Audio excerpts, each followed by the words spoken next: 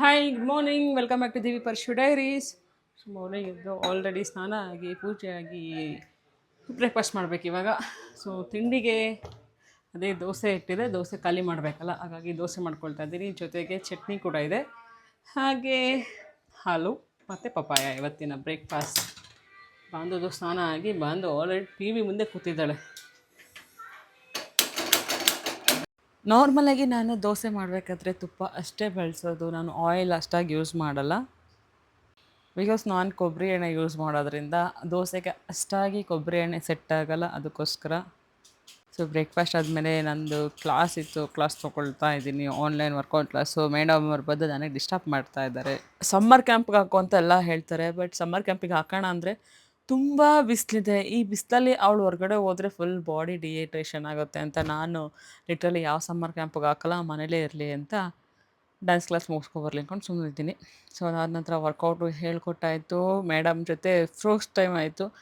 ಸದ್ಯ ಈ ಸಮ್ಮರ್ ಟೈಮಲ್ಲಿ ನನ್ನ ಜೊತೆ ಕೂತ್ಕೊಂಡು ಫ್ರೂಟ್ಸ್ ತಿಂತಾಳಲ್ಲ, ಅದೇ ಖುಷಿ ನನಗೆ. ಜಂಕ್ ಫುಡ್ ಬೇಡ ಅಂತ ಹೇಳಿ ಇಬ್ಬರೂ ವಾಟರ್ ಮೆಲನ್ ತಿನ್ನೋದಕ್ಕೆ ಕೂತ್ಕೊಂಡ್ರೆ ಅರ್ಧ ವಾಟರ್ ಮೆಲನ್ ಕಾಂಪಿಟೇಷನ್ ಮೇಲೆ ತಿಂತೀವಿ.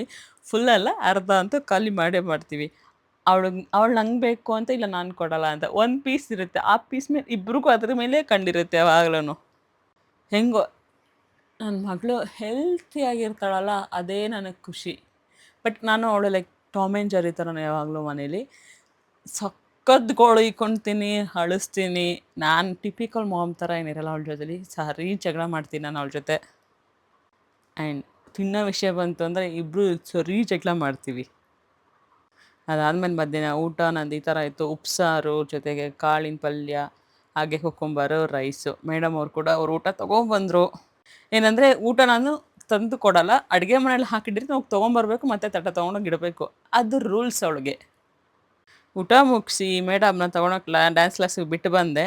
ನೋಡಿ, ಎಲ್ಲ ಮಕ್ಕಳು ಡ್ಯಾನ್ಸ್ ಪ್ರಾಕ್ಟೀಸ್ ಮಾಡ್ತಾಯಿದ್ರೆ ಇವರು ಜೂಟಾಟ ಆಡ್ತಾ ಇದ್ದಾರೆ ಬೇರೆ ಹುಡುಗನ ಜೊತೆ. ಅಷ್ಟು ಆಟ ಆಡ್ತಾಳೆ, ಕೊನೆಗೆ ಕಂಪ್ಲೇಂಟ್ ಹೇಳ್ತಾಳೆ, ಅಮ್ಮ ಇವ್ನು ನಾನು ಕೊಡ್ದ ಅಂತ. ಎಂಡ್ ಆಫ್ ದ ಡೇ ಬರಬೇಕಾದ್ರೆ ಏನು ಮಾಡೋದು? ಆಂಟಿ ಸುಮ್ಮನೆ ಹೊಡೆದೆ ಅಂತ ಅವನು ನೈಸ್ ಮಾಡ್ತಾನೆ.